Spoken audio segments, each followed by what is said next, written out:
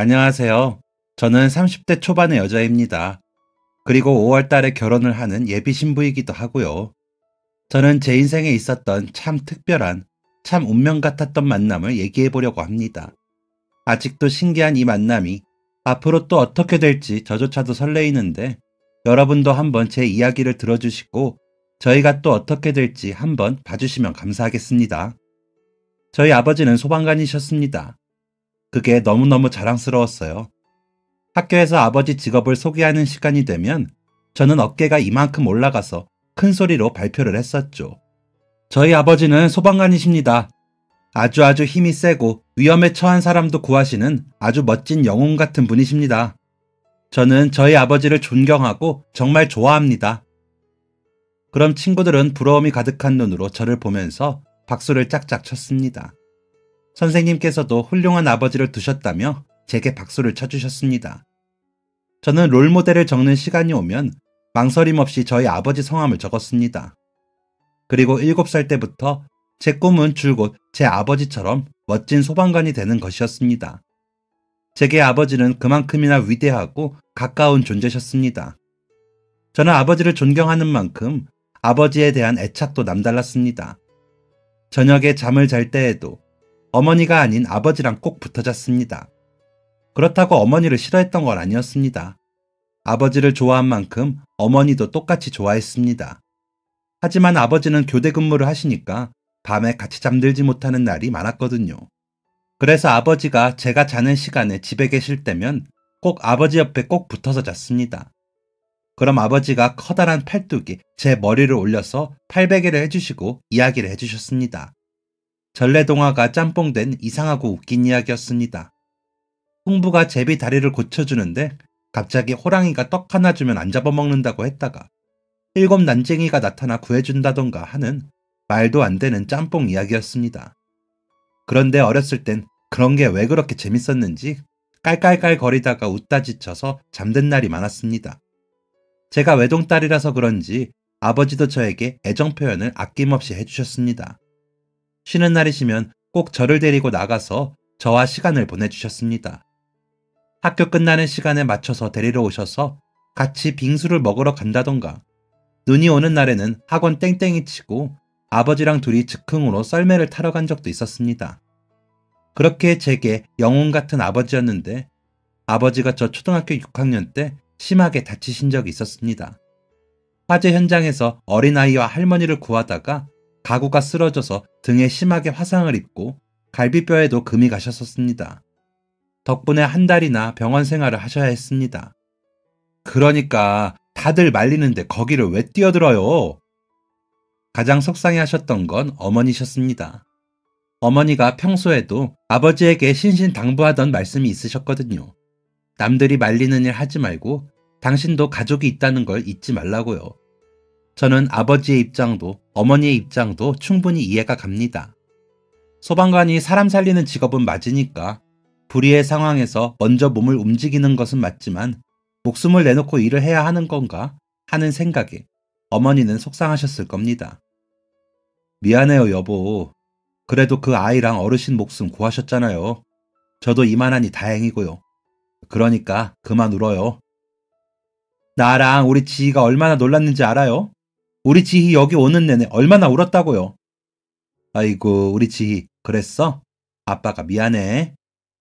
병실 침대에 누워 계신 아버지는 저를 제대로 안아주지도 못하시면서 팔을 벌려 제 등을 토닥여 주셨습니다. 저도 그날부터 아버지에게 입버릇처럼 말했습니다. 어머니가 했던 말 그대로 말이죠. 그때부터 아버지는 출근을 하실 때 어머니와 저에게 꼭 이렇게 말씀하셨습니다. 오늘도 조심할게. 하지만 아버지는 그 약속을 지키지 않으셨습니다. 조심한다고 했으면서 꽤 큰 화재 사고에 출동을 하셨다가 인명 구조를 위해 건물 안으로 뛰어들어가셨고 그대로 나오지 못하셨습니다. 규모가 컸던 사고라 불길은 몇 시간 동안이나 잡히지 않았습니다. 저희 아버지를 포함한 많은 사람이 다쳤고 죽었습니다. 불길을 다 잡고 다다음 날이 되어서야 아버지의 시신을 꺼낼 수 있었습니다. 그날은 비가 많이 왔습니다. 불길에 휩싸였던 아버지는 비를 맞으며 마지막 모습을 드러내셨습니다. 저희 어머니도 저도 그날 내리는 비를 온몸으로 맞으며 흙바닥을 구르며 아버지의 죽음에 아파했습니다. 그때가 제가 고작 16살 때였습니다. 그때부터 어머니와 저는 아버지 없는 허전한 생활을 해야만 했습니다. 저는 아버지가 돌아가신 그날 이후로 소방관의 꿈은 접었습니다. 도저히 어머니에게 소방관이 되고 싶다는 말은 못하겠더라고요. 그리고 제 자신도 너무 무서웠습니다. 제가 만약 소방관이 된다고 하면 그런 위험에 노출되지 않으리란 법이 없잖아요. 그런 상황이 놓일 것도 무서웠고, 만약 제가 아버지처럼 그렇게 마지막을 맞이하게 된다면 어머니가 너무너무 슬퍼하실 것 같았습니다. 그래서 소방관의 꿈은 아예 접고 고등학생 때부터는 그림을 그리기 시작했습니다.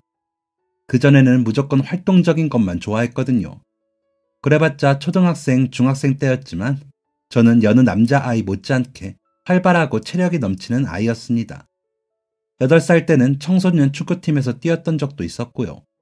태권도는 6살 때부터 했고, 초등학교 고학년 때는 육상도 해봤습니다.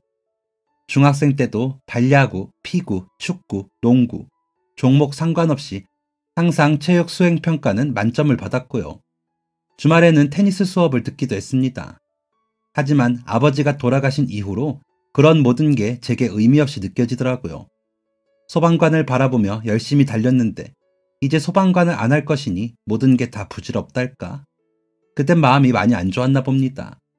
그래서 정적인 거, 차분히 앉아서 할 수 있는 게 뭐가 있을까 고민하다가 고등학교 때 미술부에 들어갔습니다.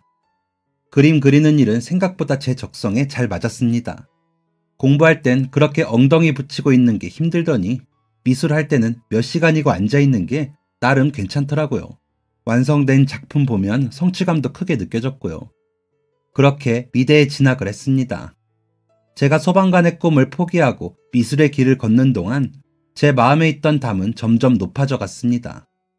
처음엔 소방관 자체가 싫었습니다. 아버지 생각이 많이 나서 어린 마음에 무섭기도 하고 두렵기도 해서 일부러 피했습니다. 그러다 점점 미술을 열중적으로 하면서 활발한 활동을 안 하다 보니 체육 활동을 싫어하게 되었습니다.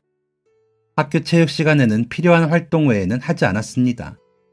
싫어하는 정도가 아니라 기피했던 것 같습니다. 운동하는 친구들은 처음부터 가까워지려 하지 않았고 운동은 별로 좋아하지 않는다는 거짓말도 했습니다. 아마 그때 제 마음엔 두려움이 가득했나 봅니다.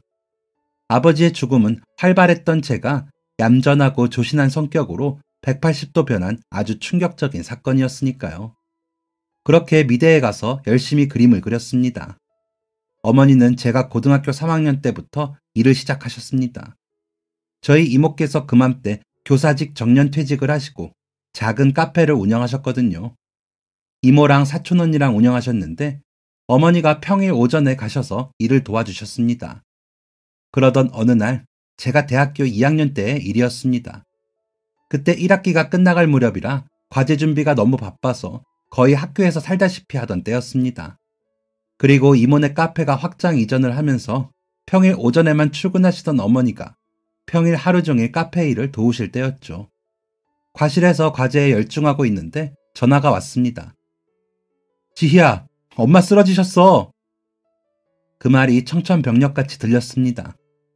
정말 머릿속에 천둥이라도 친 것처럼 어질어질했고 뇌가 기능을 못하는 것처럼 멈춰버렸습니다. 온몸이 덜덜 떨려서 손에 들고 있던 붓도 떨어뜨리고 이젤도 넘어뜨리면서 쓰러졌습니다. 같이 작업하던 동기들이 놀라서 무슨 일이냐고 달려왔고 저는 대답도 못하고 엉엉 울었습니다. 동기들 부축받아서 겨우 몸 일으키고 학교 밖을 나섰습니다.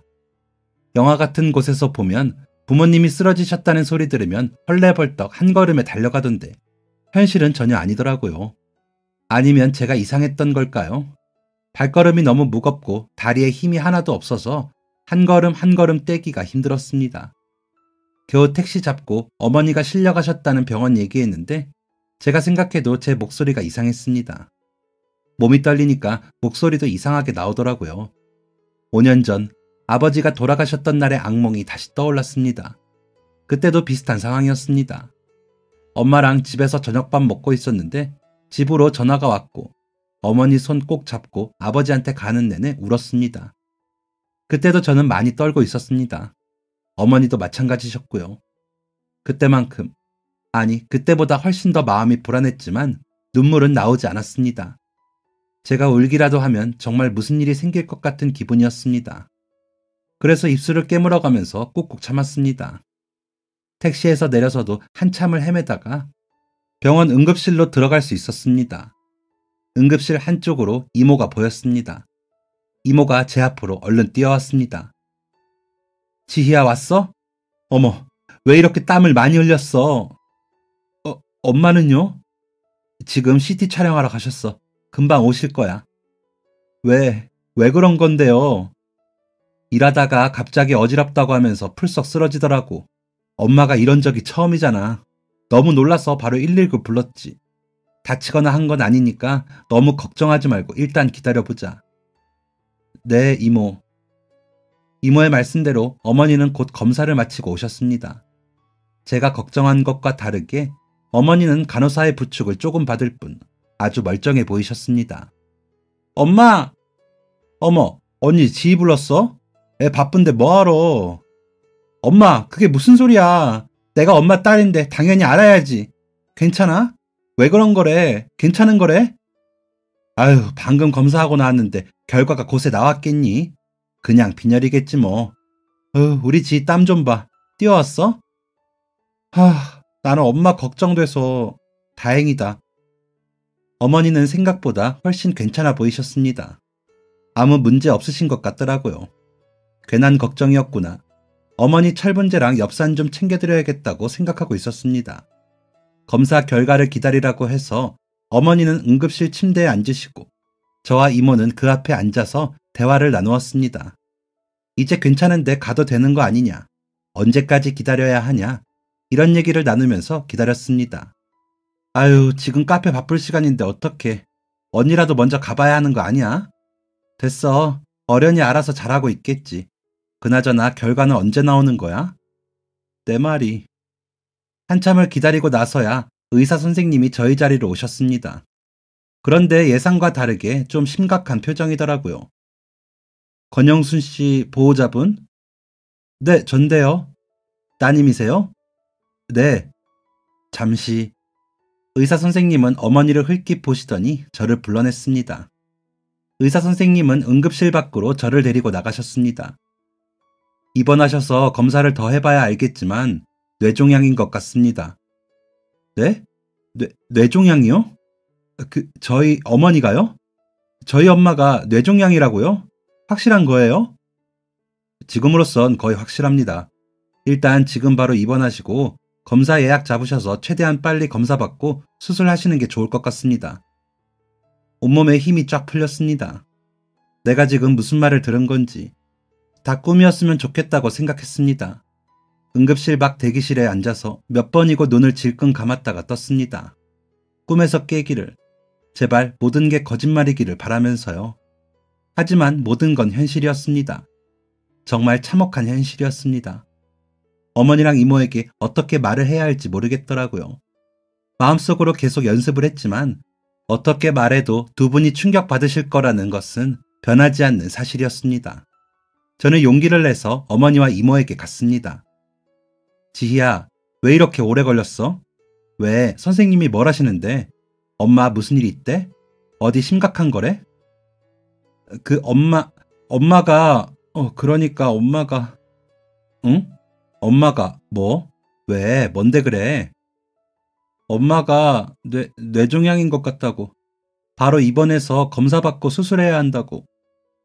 어머니에게 어머니가 아프다는 사실을 말씀드리는 순간 이게 정말 꿈이 아니구나 싶어서 눈물이 터졌습니다. 바보같이 어머니의 든든한 보호자가 되어야 하는데 미련하게도 눈물을 펑펑 쏟았습니다. 어머니는 말씀이 없으셨습니다.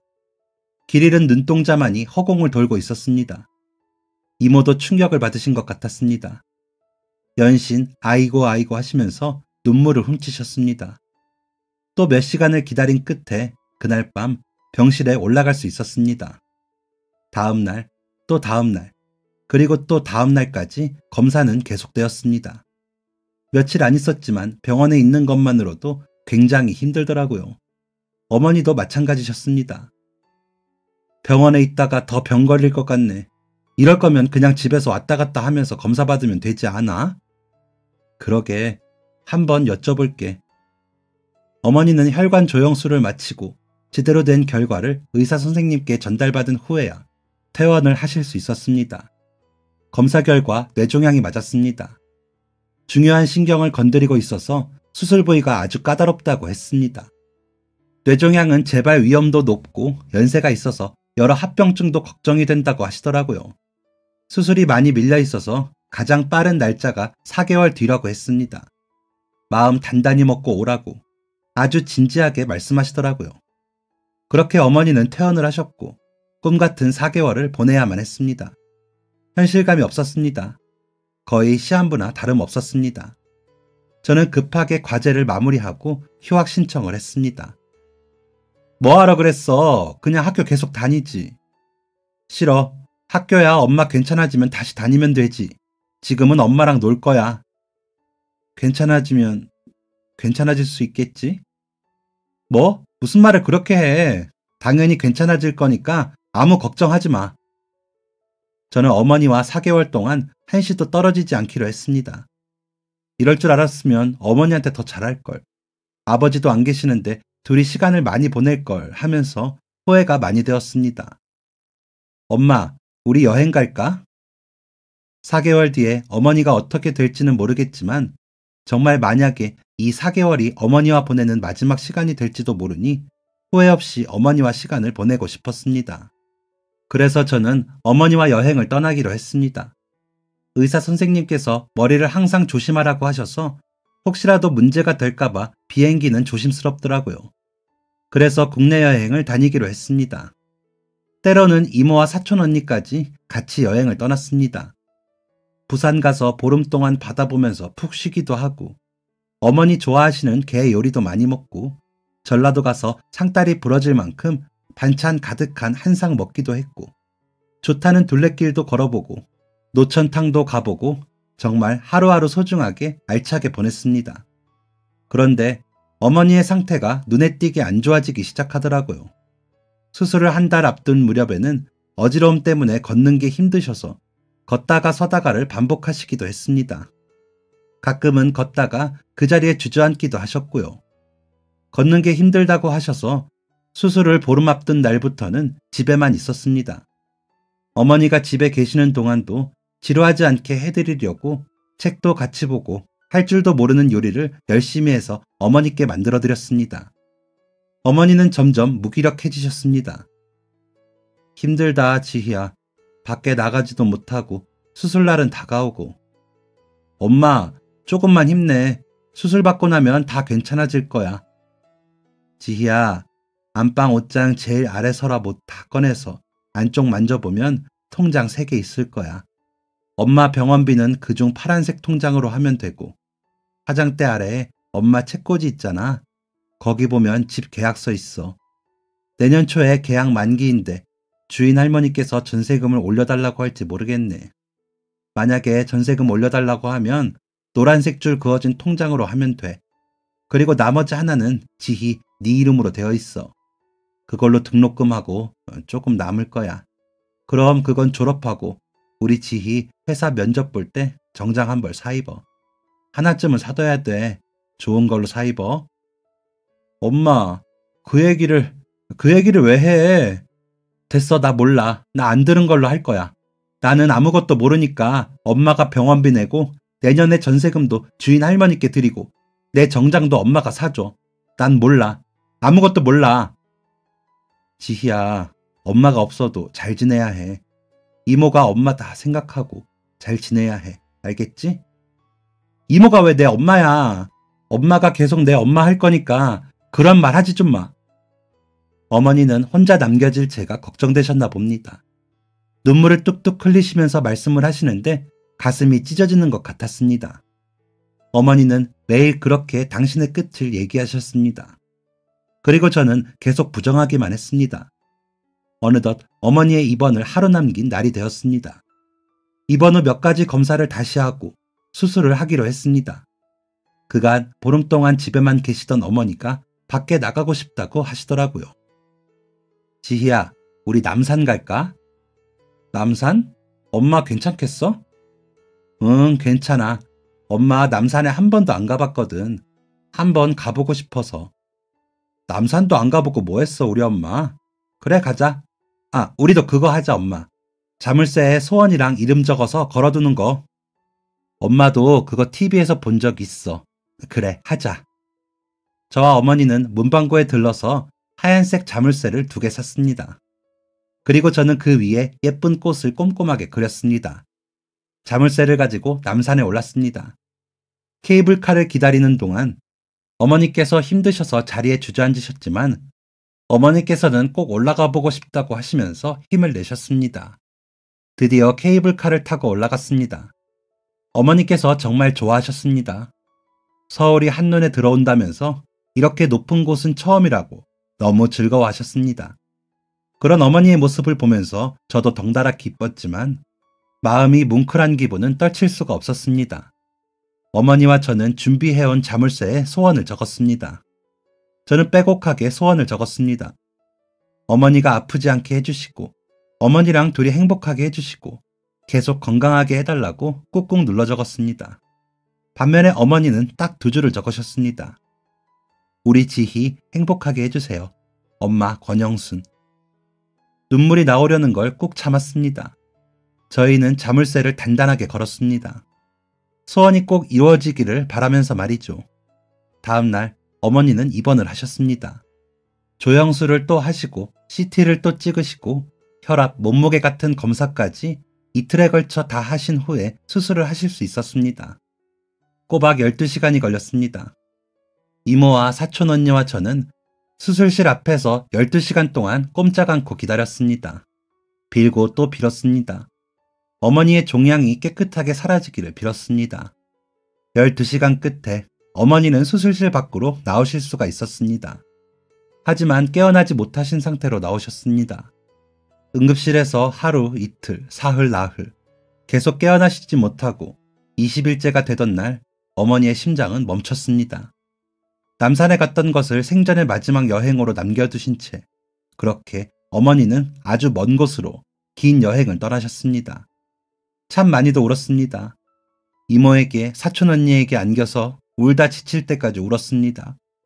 이모랑 사촌 언니가 제게 많은 힘이 되어주셨습니다. 제가 혼자 집에서 밥도 못 해먹고 있을까봐 맛있는 거 사들고 오시기도 하시고 매일매일 전화도 걸어주셨습니다. 덕분에 생각보다 금방 저는 일상으로 돌아올 수 있었습니다. 딱 어머니가 돌아가신 그 해까지만 슬퍼하기로 했습니다. 그리고 새해부터는 복학하기 전까지 일을 했습니다.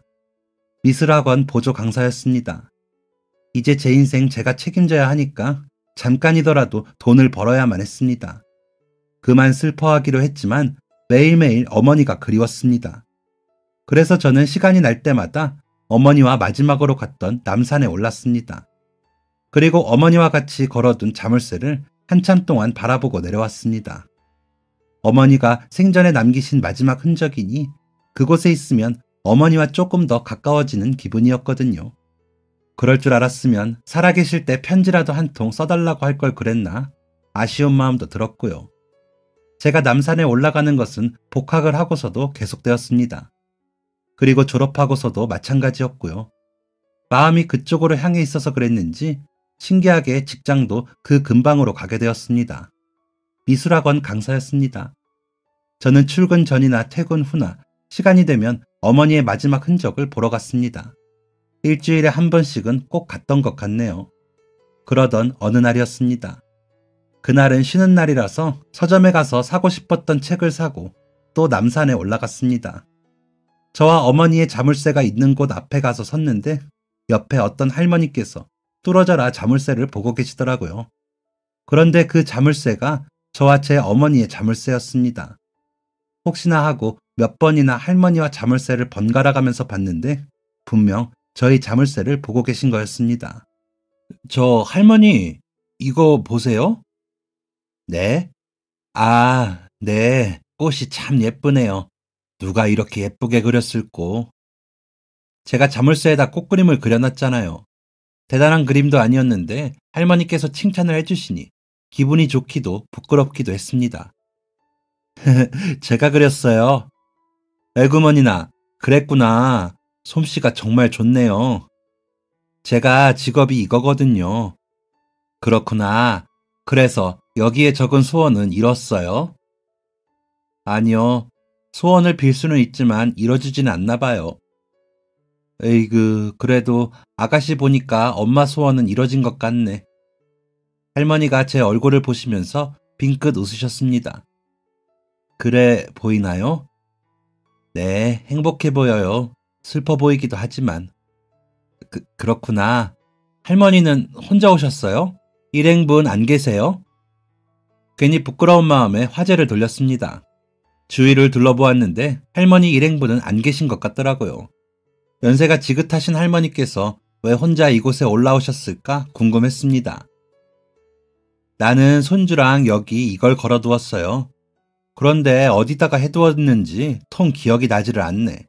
손주 생각이 나서 보러 왔더니. 아, 그러셨구나.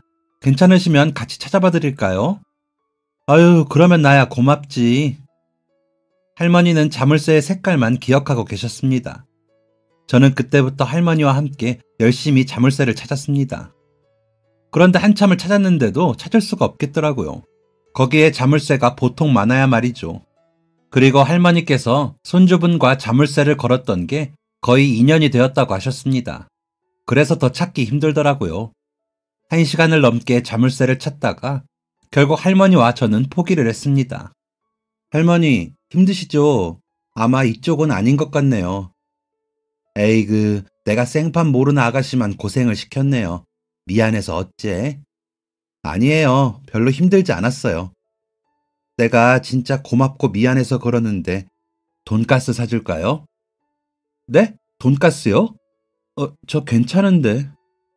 지금 밥 시간도 다 됐고 나도 출출해서 그러는데 같이 먹어주면 안 돼요? 내가 손주랑 여기 왔을 때 그때도 돈가스를 먹으러 갔었는데 정말 맛있었거든. 내가 거기는 안 까먹고 기억하고 있어요. 내가 사줄게. 고민하다가 결국 할머니를 따라서 돈가스를 먹으러 갔습니다. 이것도 인연이지 않을까 싶기도 했고 남산에 그렇게 많이 다녔는데 돈가스를 한 번도 먹은 적이 없었거든요. 그래서 얼마나 맛있길래 다들 남산에 오면 꼭 돈가스를 먹나 궁금하기도 했습니다. 할머니를 쫓아 들어간 돈가스 집은 정말 맛있었습니다. 제가 돈가스를 그렇게 좋아하는 줄 그날 처음 알게 되었습니다. 그 커다란 돈가스를 쉬지도 않고 열심히 입에 밀어넣어서 다 먹었습니다. 아이고, 잘 먹네. 먹자고 안 했으면 큰일 날 뻔했네. 이거 진짜 맛있네요, 할머니. 그치. 우리 손주가 그때 인터넷 열심히 찾아서 나 데려왔어요. 아이고, 얘기하니까 또 보고 싶네. 손주분 보시면 되죠? 못 봐요, 지금은. 할머니의 얼굴이 순식간에 슬프게 바뀌었습니다. 혹시 저와 같은 슬픔이 있으신 게 아닌지, 만약 그렇다면 제가 엄청난 실수를 했다는 생각에 너무 당황을 했습니다. 아, 어디 가셨나 봐요? 네, 멀리. 할머니께서 손에 들고 계시던 포크를 내려놓으시고 물을 벌컥벌컥 드셨습니다. 정말 큰일 났다 싶었습니다. 그러셨구나. 그랬구나. 저기 강원도에 군대 갔어요, 지금. 아이고, 훈련은 잘 받고 있을는지. 그러게 일찍이 다녀오라니까 말을 안 듣더니 대학 다 졸업하고 갔지 뭐예요? 예? 군대요? 네, 이제 1년 되었어요. 와, 10년 감수하면서 갑자기 머쓱해지더라고요. 괜히 혼자 진지했구나 싶어서요. 한편으로는 다행이라고 생각도 했습니다. 할머니, 남산에는 자주 오세요? 시간 될 때 일주일에 한두 번 와요. 손주 생각도 나고 바람도 쐬러. 그러시구나. 다음에 또 만나면 그땐 꼭 자물쇠 같이 찾아봐요, 우리. 아이고, 말만으로도 고마워요, 아가씨. 뭘요? 맛있는 돈가스 사주셨으니까 그에 맞는 보답을 해드려야죠. 그렇게 그날 할머니와 헤어졌습니다. 그대로 끝인 줄 알았던 인연은 신기하게도 다시 이어졌습니다.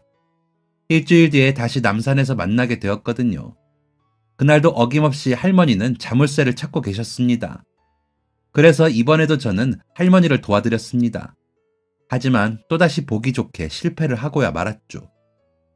와, 정말 어디 있는 걸까요? 제가 다 궁금하네요. 그러게요. 엊그제 손주한테 전화가 와서 물어봤는데 지도 기억이 안 난다고 하더라고. 아, 힘들다. 할머니, 돈가스 드시러 갈래요? 이번엔 제가 살게요. 나야 좋죠. 저희는 일주일 전처럼 돈가스를 먹으러 갔습니다. 그리고 그날 새로운 사실을 알게 되었습니다. 바로 할머니의 손주분이 체대를 나온 사람이라는 것이었습니다. 그리고 소방관이 되고 싶어 해서 저녁 후 소방공무원 준비를 하기로 했다더라고요. 그 얘기를 듣는 순간 갑자기 잊고 있던 과거의 제가 생각이 나더라고요. 체육을 열심히 하면서 소방관을 꿈꿨던 그때 말이죠. 그리고 아버지 생각도 났습니다. 괜히 울적한 마음에 할머니께 제 속마음을 털어놓았습니다. 에이구, 젊은 아가씨가 마음이 병이 많구만. 고생했어요. 참 고생 많았어. 우리 손주도 어렸을 적에 사고로 부모 다 잃고 내가 키웠거든. 아이고, 남은 사람들만 평생 마음고생하는 거지 뭐. 할머니의 말씀을 들으니 이름만 겨우 아는 그 손주분에게 뭔가 모를 동질감이 생겼습니다. 제가 그토록 기피하는 체육하는 사람의 소방관이 꾸민 사람이었는데도 말이죠. 할머니와는 그 이후로도 종종 만났습니다. 할머니, 다음 주 일요일 점심으로 돈가스 어떠세요? 좋지. 그땐 꼭 자물쇠 찾아봐요. 이렇게 약속을 하고 만날 때도 있었고, 어떤 날은 약속을 하지 않았는데도 우연으로 만나게 되었던 날도 있었습니다. 그렇게 할머니와의 인연은 1년 가까이 이어졌습니다. 길다면 길 수 있는 그 시간 동안 많은 일이 있었습니다. 먼저 저희가 만나서 먹는 메뉴가 돈가스에서 더 다양하게 변했다는 것이었습니다. 어떤 날은 설렁탕도 먹으러 가고 낙지볶음도 먹고 비빔밥도 먹기도 했습니다. 그리고 이건 아주 중요한 일인데 할머니와 할머니 손주분의 자물쇠를 찾았다는 겁니다. 할머니를 만나고 한 6개월쯤 되었을 때였습니다. 정말 우연히 찾게 되었는데 어이가 없던 것은 바로 저와 제 어머니 자물쇠 근처에 있었다는 겁니다. 전등 밑이 어둡다고 찾고 나서 어이가 없어서 할머니와 한참을 웃었었네요. 아무튼 그 이후로 할머니는 여기저기 방황하지 않고 제 옆에서 손주분을 그리워하셨습니다. 그러다 할머니와의 만남이 어색하지 않고 완전히 익숙해졌을 무렵 1년쯤 되던 어느 날이었습니다. 드디어 다음 주요. 그러니까요. 엄청 떨리시겠어요? 아이고, 떨리지 떨려. 우리 손주가 드디어 전역을 한다는데 고생 많이 했지, 내 식기. 에이그. 손주분 나오시면 이제 남산은 안 오시겠네요? 안 오긴 왜 안 와? 지희 보러 와야지. 아, 그래. 다음엔 우리 손주도 데리고 와야겠다. 우리 자물쇠 찾아주는 아가씨라고 내가 다 말해뒀어. 손주가 거하게 한턱 쏜다고 하네. 네, 그럼 다음에는 셋이 같이 봬요. 사실 별다른 기대를 하지는 않았습니다. 할머니와의 인연이 여기까지라고 생각했거든요. 더 이상 인연이 이어지는 건 저 혼자만의 욕심일 거라고 생각했습니다. 그런데 정말로 그 다음 주에 할머니에게서 연락이 왔습니다. 맛있는 거 사준다고 말이죠. 그래서 정말 그 주 주말에 점심을 먹기로 했습니다. 할머니께서 비싼 소고기집으로 오라고 하시더라고요. 고작 자물쇠 찾아드린 걸로 이렇게 귀한 대접을 받아도 되나 싶었습니다. 가게에 들어가니 자리를 안내해 주더라고요. 들어가 보니 할머니와 그 옆에 제 또래 정도로 보이는 짧은 머리의 남자가 앉아 있었습니다. 그런데 제가 1년 동안이나 그 손주분에 대해서 숱하게 얘기를 들어왔잖아요. 그리고 부모님이 안 계시는 걸 듣고 저와 닮은 부분이 있다고 느꼈고요. 그래서인지 제 마음속에서는 이미 그 손주하고 친구가 되어 있었나 봐요. 그래서 만나자마자 저도 모르게 어머, 안녕하세요, 준호씨. 이렇게 인사를 해버린 겁니다. 그러니까 이 남자가 당황을 했는지 얼굴이 시뻘개지더라고요. 그러면서 어색하게 눈을 피하면서 말씀 많이 들었다며 악수를 건네더라고요. 할머니께서는 그런 저희의 모습이 재밌으셨는지 호탕하게 웃음을 터뜨리셨습니다. 식사 자리는 생각보다 훨씬 더 재밌었습니다. 할머니께서 말씀도 재밌게 하시고 성격도 시원시원하시거든요. 손주라는 그 남자도 그 성격을 쏙 빼닮은 것 같았습니다. 그러다 식사 자리 마무리될 때는 어느새 다음 약속을 잡고 있는 저희를 발견할 수 있었습니다. 할머니 음식 솜씨가 정말 좋다면서 남자가 입에 침이 마르게 칭찬을 하더군요. 그래서 다음엔 할머니랑 남자가 사는 집에 가서 밥을 얻어먹기로 했습니다. 2주가 흘러 약속일이 다가왔고 저는 과일 바구니를 사들고 초대받은 집으로 향했습니다. 작은 정원이 잘 가꿔진 주택이었습니다. 원래 점심 약속이었는데 너무 재밌어서 점심도 먹고 빵도 먹고 저녁까지 먹고 와버렸습니다. 할머니의 손주분과 참 마음이 잘 통했습니다. 재치있고 친절하기도 하고 섬세하기도 했습니다. 하지만 소방관이 될 거라는 굳은 의지를 보이는 그 사람을 보면서 마음을 다잡았습니다. 만약 그 사람과 만난다면 분명 끊임없이 아버지가 떠오를 것이고 저는 어머니처럼 매일 불안해할 것이 분명했으니까요. 그래서 마음을 숨기고 그냥 친구로만 지냈습니다. 할머니랑 셋이 만나기도 하고 가끔은 둘이서 소주 한 잔을 하기도 하면서 그냥 친한 친구로만 지냈습니다. 그 남자도 저에게 딱히 호감을 보이진 않았기에 더욱 마음을 다잡을 수 있었습니다. 그렇게 알고 지낸 지 2년 정도 흘렀을 때 갑자기 오밤중에 남자에게 전화가 왔습니다. 나와봐, 지금, 빨리. 뭐? 너 어딘데? 나 지금 너네 집 앞. 무슨 일이라도 났나 싶어서 헐레벌떡 뛰어나갔습니다. 아파트 공동 현관문 유리 건너로 남자가 보이더라고요. 그리고 공동 현관문이 열리자마자 제가 뭐라 말도 하기 전에 남자가 저를 확 끌어안았습니다. 야, 뭐야? 왜 그래? 무슨 일 있어? 나 합격했어. 뭐? 나 합격했다고. 나 이제 소방관이라고. 뭐, 진짜? 진짜야? 아, 축하해. 진짜 축하해. 너무 고생했어. 할머니는? 말씀드렸어? 응, 당연하지. 지희야, 그러니까 이제 우리 제대로 사귀어보자. 뭐? 뭐래, 갑자기.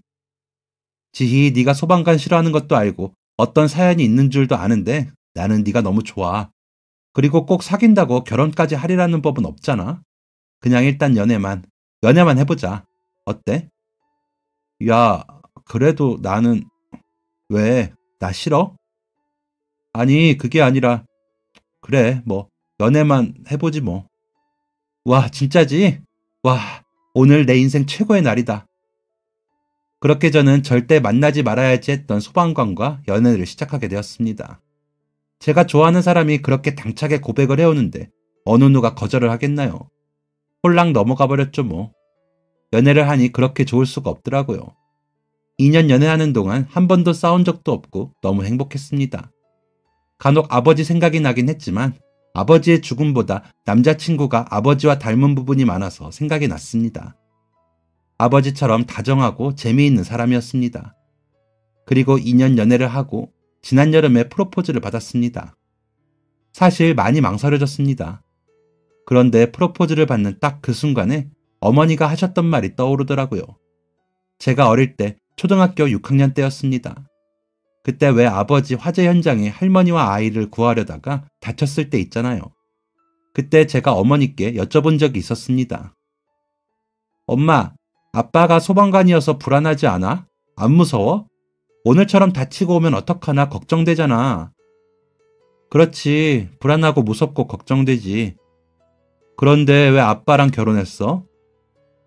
불안하고 무섭고 걱정되는 마음보다 사랑하는 마음이 더 크니까. 아빠가 그렇게 위험한 일에 뛰어들고 사람을 구하려고 애쓰는 모습도 엄마는 사랑하니까.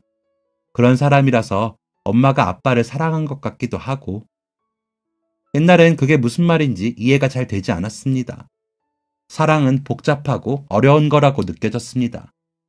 그런데 남자친구한테 프로포즈를 받는 순간에 그 말이 이해가 되더라고요. 어머니의 그 마음이 제 마음과 똑같았습니다.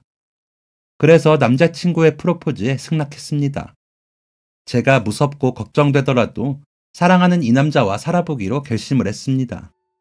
남자친구가 그날 처음으로 제 앞에서 눈물을 보이면서 어찌나 행복해하던지 참 귀엽고 순수한 모습이었습니다.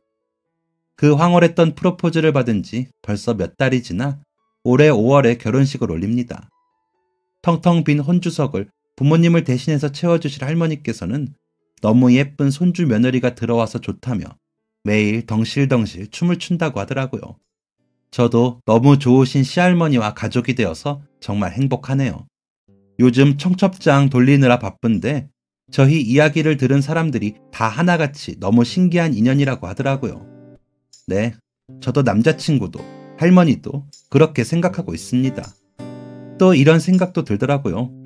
남산에서 처음 할머니를 만나게 되었으니까 이건 어쩌면 어머니가 이어주신 인연이 아닐까 하는 생각이요. 어머니를 대신해서 제게 사랑을 줄 가족을 찾아주신 건 아닐까요? 뭐가 되었든 저는 어머니의 소원대로 지금 너무너무 행복합니다. 앞으로도 새로운 가족들과 함께 행복하게 살겠습니다.